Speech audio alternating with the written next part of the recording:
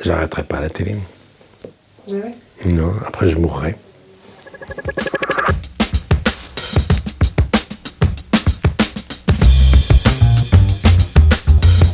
Kylian Mbappé, ce qui est brillantissime, j'ai plein de choses à lui dire.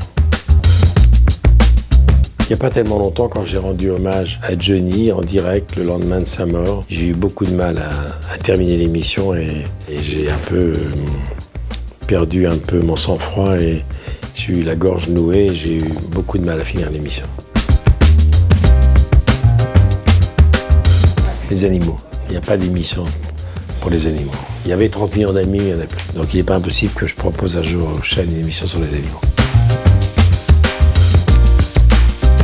Il m'a cassé les pieds pendant des mois et des mois, il savait que je pilotais. Il a voulu absolument faire une arrivée historique sur le Stade de France. C'est la première fois qu'il fait le Stade de France. Donc j'ai préparé ça pendant des mois et des mois et des mois. Finalement on a réussi. Le soir du concert, on a décollé d'ici les Moulineaux. On est arrivé au Stade de France avec 85 000 personnes. Juste avant que l'hélico arrive au Stade de France, il m'a hurlé « Repose-moi immédiatement, j'ai le vertige ». J'avais bossé 6 mois pour rien. Il l'a quand même fait et il a chanté 5 minutes après. Allumer le feu. Il a fait ce que fait un cascadeur, sauf qu'un cascadeur, il n'a pas à chanter après. Moi, je ne me sens pas concerné puisque je suis un homme blanc de plus de 70 ans, donc je suis hors concours. Le boxeur Cassius Clay, avant qu'il se convertisse, qui s'appelle Mohamed Ali, c'était il y a 35 ans, c'est un souvenir magnifique. C'est la seule interview longue qu'il ait donnée en Europe. Ça a été le plus grand boxeur de tous les temps et c'est devenu un personnage énorme.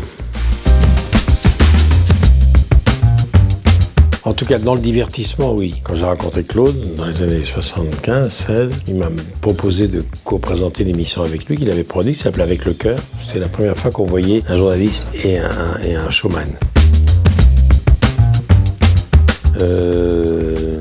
Bon Noël et bonne année.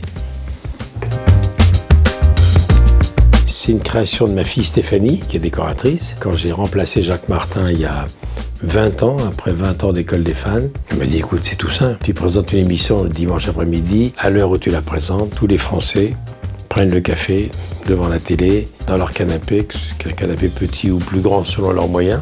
Je vais te faire un canapé. Et jamais j'aurais imaginé que ce canapé rouge devienne un élément important de l'émission. Les autres étaient une grande star, immense star à la télé. Il était détesté par le reste des confrères. Moi, j'étais le stagiaire parce qu'il était très imbu de lui-même, très obséquieux avec les puissants, pas très gentil avec les petits. Et il avait pris la place d'un autre journaliste qui s'appelait Claude Darget. Et Darget lui en voulait beaucoup qu'il ait piqué sa place. Et Claude Darget avait adopté un chien d'un SDF, un SDF qui était tout le temps bourré. Et même le chien était bourré. Bon.